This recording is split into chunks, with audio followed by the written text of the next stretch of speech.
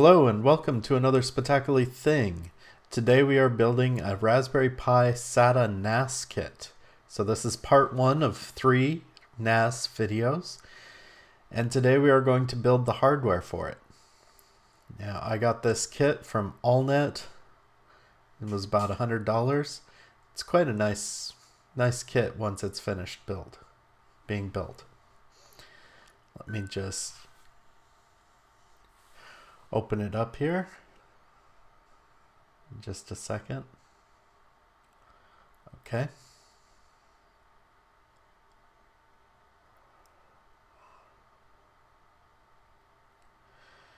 There we go. Grab this. Nothing left in there.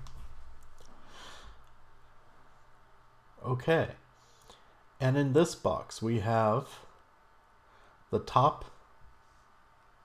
This is a fan as well as an LED screen, and this is the hat. So this goes on top of the Raspberry Pi, and as you can see it has 4 SATA ports. See, it's got 4 SATA ports and a connector for the GPIO as well as 2 USB 3s. And this is what connects to the Raspberry Pi to get the SATA data through. So it just goes like that. It's just a hat, as you've probably seen thousands of hats before. Now let's see what's in here. Wait, let's open this first.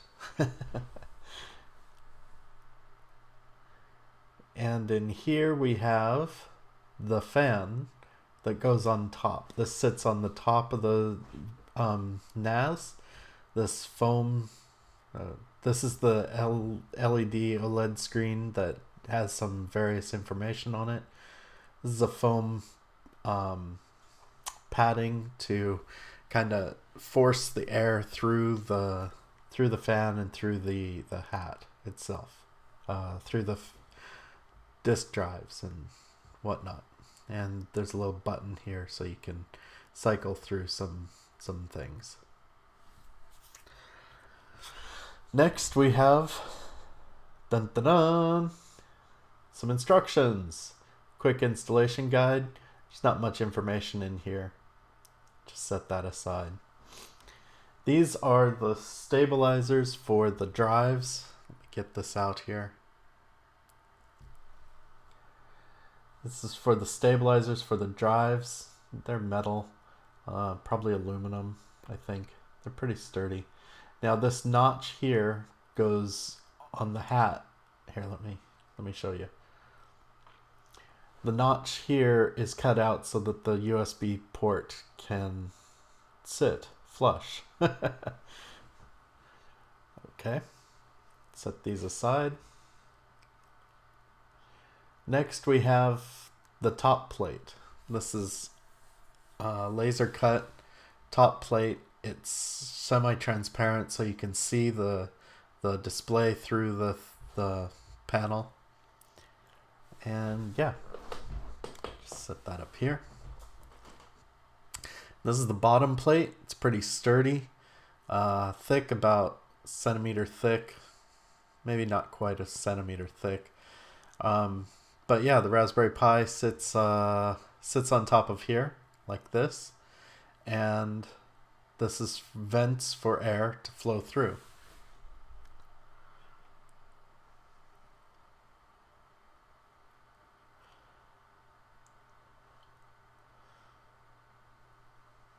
Let me get this out of the way.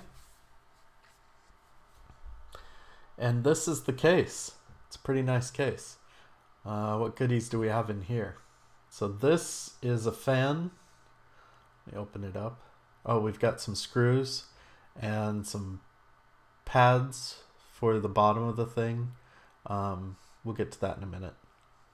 This is a cable that connects the bottom, the hat, to the top panel. Set this over here. And then we've got a connector, USB 3 connector that connects the two USB 3 ports to the Raspberry Pi, and this is a heat sink for the Raspberry Pi.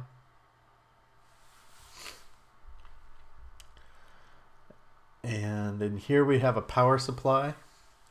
This is a 5 amp. Yeah, I think this is a 5 amp power supply. Let me see. Yep, 5 amp power supply. So it's a pretty beefy power supply, 12 volts. Plugs into the hat, and then the Raspberry Pi gets its power from the GPIO ports. And last but not least is the case. It's an aluminum case. Lights on the front for the drives, ports on the back, and then on the side here for the various parts. This is a version 2, because see it's thinner here where the HDMI ports go, so that you can actually plug something into them. I won't be using the HDMI ports because I'm just going to use this headless. Okay. And that's it for the unboxing. Now we'll do the build.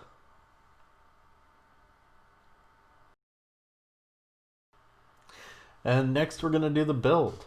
So let me get the Raspberry Pi. This is a Raspberry Pi 4 with 8 gigs of RAM. I'll set it here. And let me see. And these are the drives. I've got 4 2 terabyte 2.5 inch drives. I've numbered them 0, 1, 2, and 3. I've also labeled the drives in Ubuntu so that they've got a label on them. That won't be necessary. Here, let me get the screws.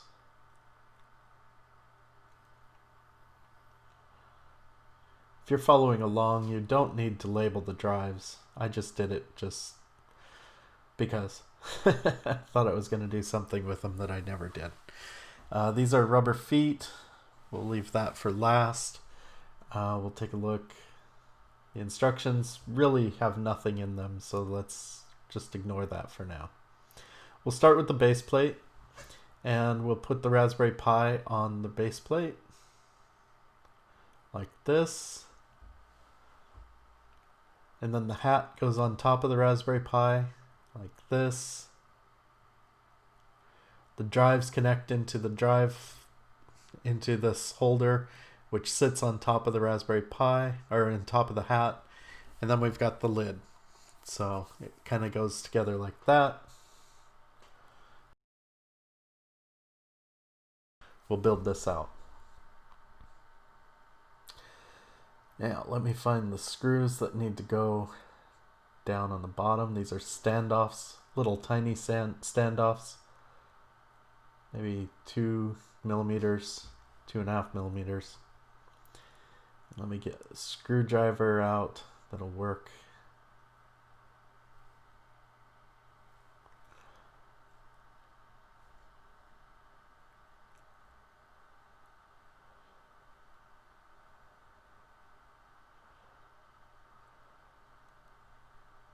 Oh, that just goes all the way up in there. Let me hand tighten these first.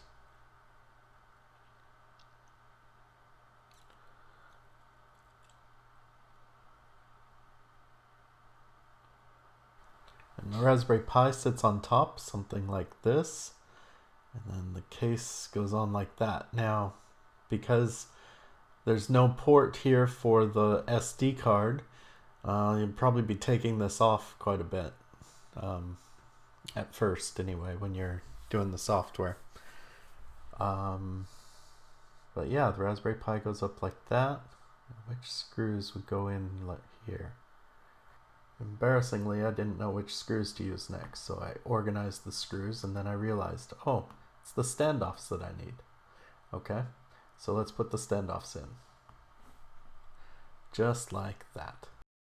Next, we're going to install the heatsink. The heatsink sits on top of the processor like that.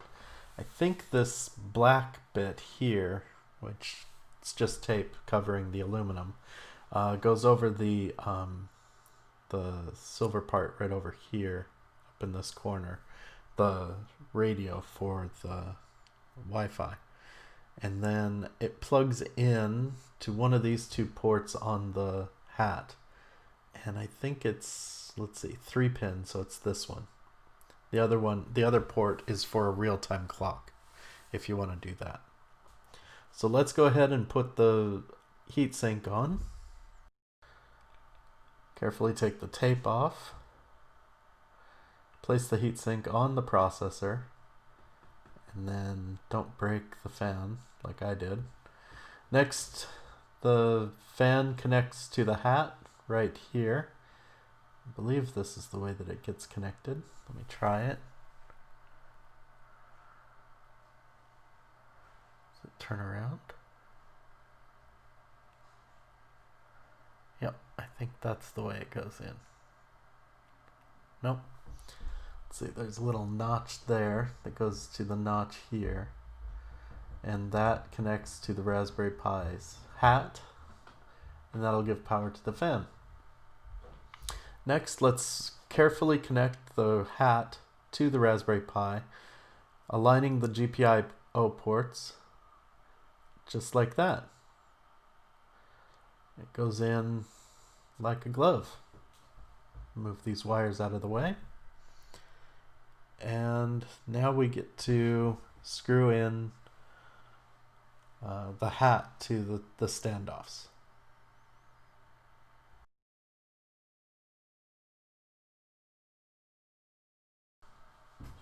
Now this wire here connects into, let me see, into this port right here, just like this, and then it connects to the top, to the top fan, a bit like this. It sits on top of the disk drives, and then it sucks the air through. Now, speaking of the disk drives, let's connect the disk drives to the side panels, to the panels that hold it in place. And here on the SATA, or on the hat, you can see that there are 4 ports, 2, 3, 4, and they're listed, they're numbered. So you can see here SATA 1, SATA 3, SATA 2, and SATA 4. So it goes 1, 2, 3, 4. So I numbered my drives wrong. I wanted it 0, 1, 2, 3, but it doesn't really matter.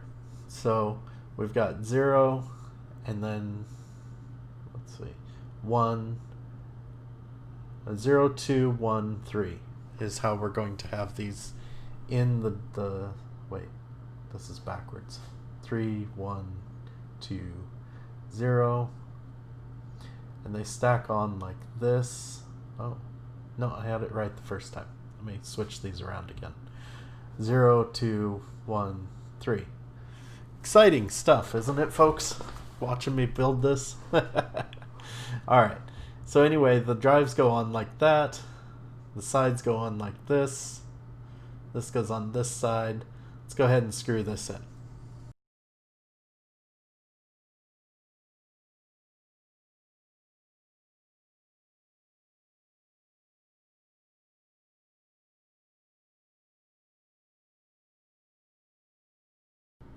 So here we got it all screwed together. We've got the SATA ports all aligned. The SATA ports aligned to the SATA connectors on the SATA hat. And this should just snap in together perfectly, shouldn't it? Unfortunately, it doesn't work quite that well.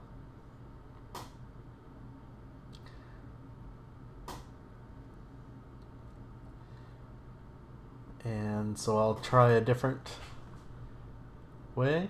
That didn't work. Try forcing it. No, I don't want to force it too hard. So let's take it apart and just see what's going on here.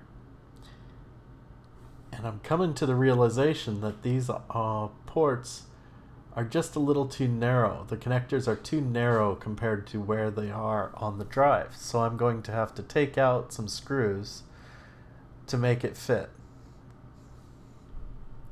So I'll take out this screw here.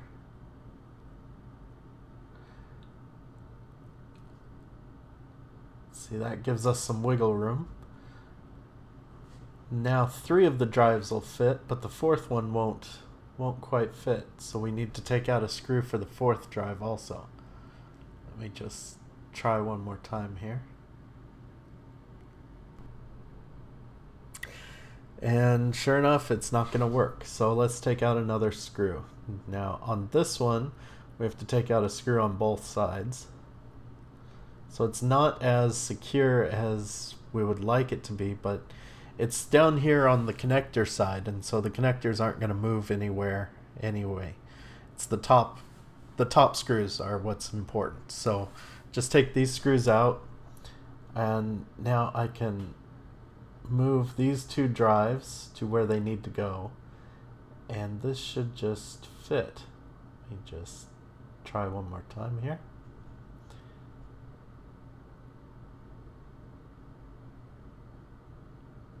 And sure enough, it's going to go in.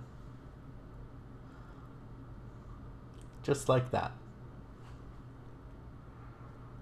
So you can see it's off by about 1 millimeter on each of these drives. So just be warned on that. If you do this kit, the drives don't match the holes on the connector. So this connector goes to the top, to this port on the hat, on the top hat. Top hat fits up like this. And let me take off the paper of this laser cut cover. Don't need that.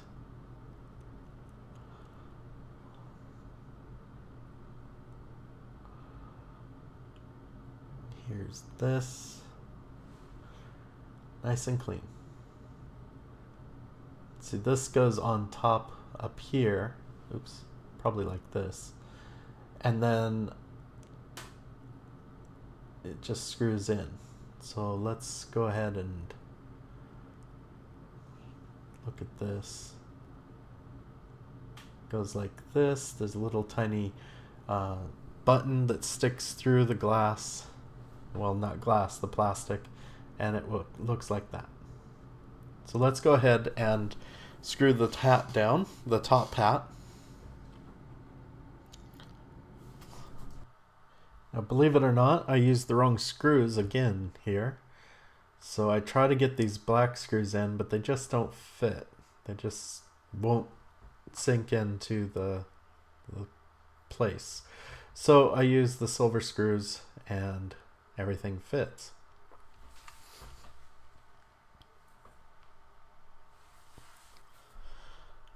Next, we need to connect the connector from the bottom to the top, and that goes in like a glove right there.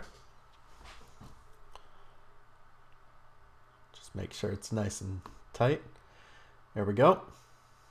And it's all built. Now let's put this connector, this foam on. Now the foam forces the air through the drives as opposed to getting it sucked in from the top. So we take off the wait. I don't want to put it on like this. Let me take it off. Because the ends aren't going to meet. So we will take it off and put it on so that the ends go to the screen. Because there's a gap there.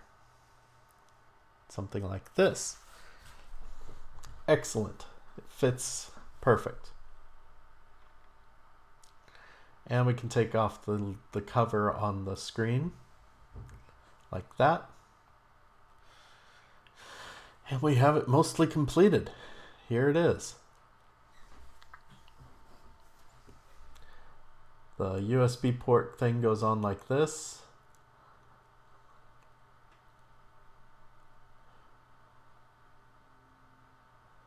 And that's that.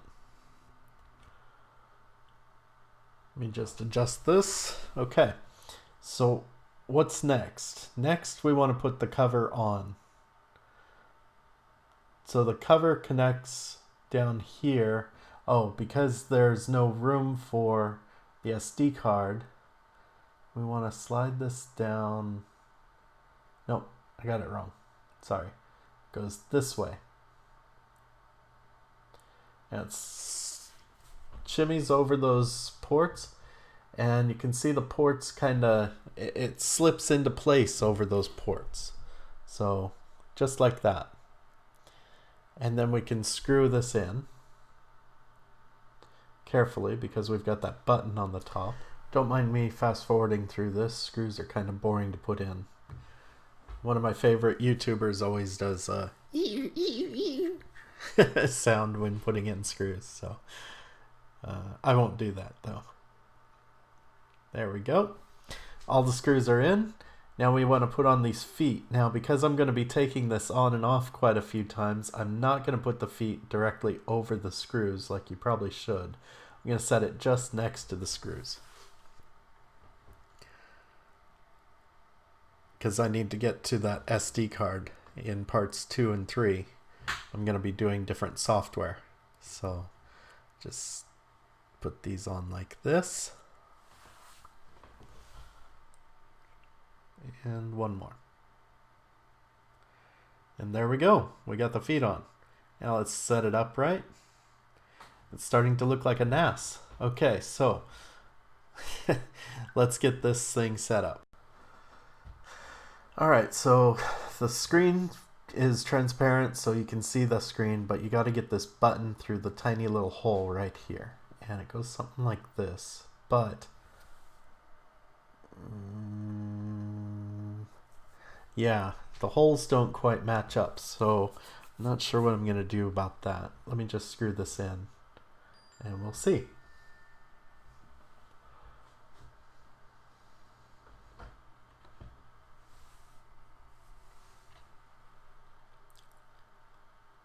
And with that, our build is complete. We gotta plug in the SATA port, or the USB ports. Make sure that this goes in tight. I left it loose and was wondering why the drives weren't working, but there you go. That's the end of the build. It's a fairly sturdy box. Please stay tuned for part 2 and 3 where I put in the software for this beast. But thanks for watching. This has been another Spectacular Thing. Please stay tuned for part 2 and part 3 coming up next week and the week after. Thank you very much. Bye.